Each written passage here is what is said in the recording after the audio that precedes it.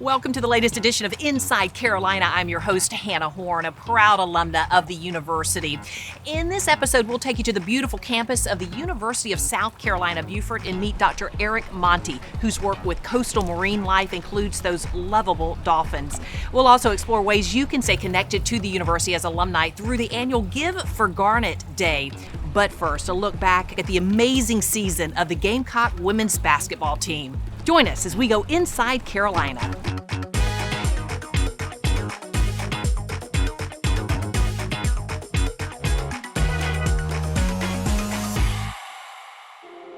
It's been another amazing season for Coach Dawn Staley and the women's basketball team. One, two, three.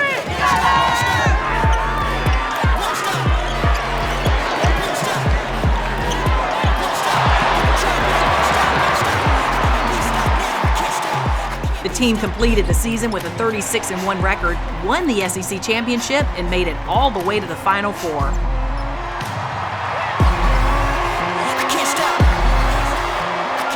We're so excited and so proud of you. We love you, Gamecocks!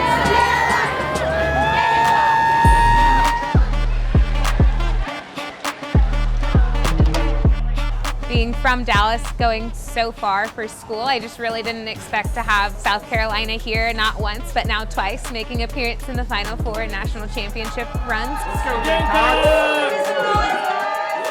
Having been an athlete my entire life and having the pleasure of competing at Carolina, I'm well aware of the dedication, determination it takes to be a Gamecock and compete so well. And so I'm just so proud of these girls. Pick your head up, no more defeat. Get up off the ground, move your feet. Get up. It's trying to get up. Can't stop, won't stop till I drop. Keep climbing for the top. I went to some college fairs in the fall, and usually that's one of the first things that students and even parents mention. They just love the women's basketball team, and I think it's something that's a great positive, especially as we see women's sports move forward in celebrating, the 50th anniversary of Title IX. So it's really exciting for students, but not only they know our sports, but also the programs as well. I think just having the ability to have people around you all the time that had the same passion and same love, whether it was for our Carolina Gamecocks in the athletic department or for our education. I think everyone is out there looking out for you.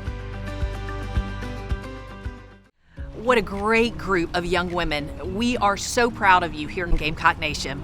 Well, now to Beaufort. Not only is it a beautiful place with those beaches and the moss and the trees, but it's also a very unique place when it comes to coastal marine life.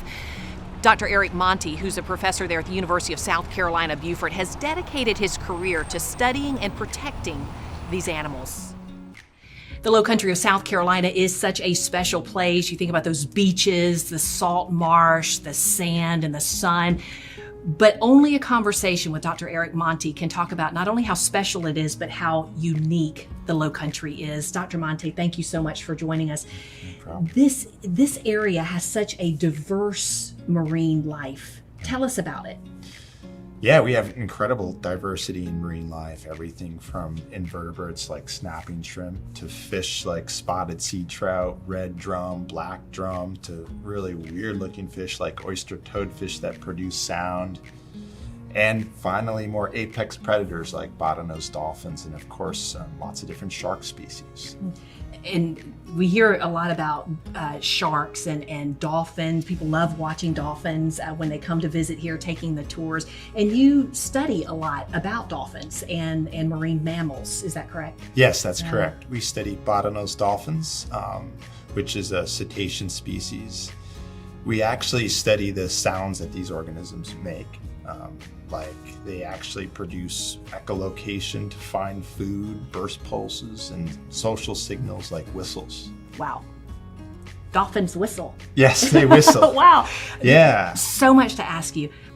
We're going to see one of these Spectrograms.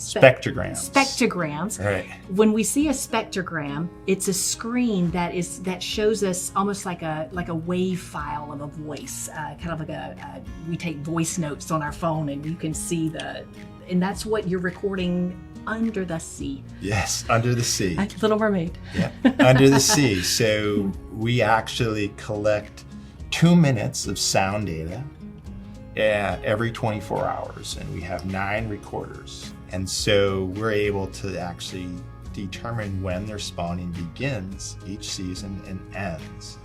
And I believe I heard that your team is so involved and it's so intimate, this work that you're doing on our coastline, that you actually name some of the dolphins, that you can identify them by looking at them? That's true. How do you do that?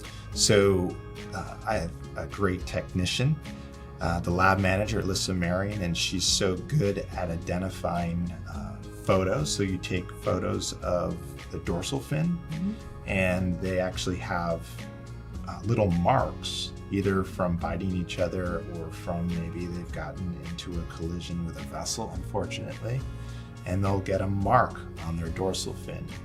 And we'll get a picture of that fin, and we'll bring it back to the lab and we'll analyze it.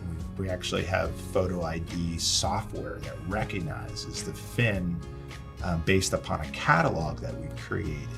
So for example, we have one female dolphin named Lucky, and she does seem quite lucky because we see her in the May River over and over and over again every year. I think she's given birth to maybe 3 or 4 calves now. So it's nice to track these animals, not just for the science, but also I think the community can identify with these animals over, long term, and have an attachment to them. Lucky the dolphin, right here in the Low Country. Well, on behalf of our team, we just want you to know we're really jealous of the office you get to go to every single day. Thank you for the work that you're doing, Dr. Monty. Thank you. Each time I step back onto the University of South Carolina campus, I am reminded, as well as all alumni, we have this feeling of how special this place is, not only in terms of the difference it's made in our careers to have a degree from here, but also those connections and friendships we made along the way, which is why it's so important that others have the same opportunities that we had.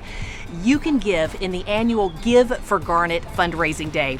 We spoke to Michelle Dodenhoff, the Vice President of Development, as well as Courtney Neal, the Director of Annual Giving, to learn more.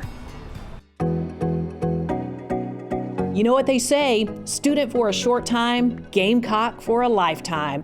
And if you're one of the 340,000 USC alums around the world, it's easy to stay connected. There are so many ways that our alumni can engage with the University of South Carolina. First of all, if you're local, attend a sporting event, or come to this beautiful horseshoe and have a picnic with your family or walk around. Join the Alumni Association. You can get our magazine that way and be updated on all the exciting events and things going on campus and around the state that the university supports. We have mentorship programs with current students, and faculty are always speaking across the country. I mean, there's admissions work, going to admissions receptions and helping recruit students. So there's many, many ways to get involved. Our alumni give for a lot of reasons. Of course, they feel connected to the university in many ways and just want to stay connected by giving and supporting what the university is doing. And when you give to the University of South Carolina, you're improving the quality of life for everybody in the state. A strong University of South Carolina equals a strong state of South Carolina. It's taking it to the next level. It's transforming. It's bringing good to better and better to best. And that's what philanthropy does, and that's why it's important. And any gift is important. You can start now by giving any size gift. And I would encourage you to join us on April 19th for Give for Garnet, because that day we're going to come together collectively and make a big difference. All the schools and colleges and units are involved. You can either give to your school or college or another area of the campus, scholarships, anything that you're interested in. give what you're passionate about, and it really helps us with alumni participation, and that is more important than the dollar amount. So it's, we want people to engage, involve, and feel like they're doing something for their alma mater. We're making it super easy to achieve our goal of at least 3,000 donors. So please join us, alumni, parents, students, and friends of the university, to make a big impact in the state of South Carolina and at the University of South Carolina. I hope you'll join me and others to Gift for Garnet on April the 19th. We so appreciate you joining us for this latest edition of Inside Carolina. It's a great day to be a Gamecock. We'll see you next time.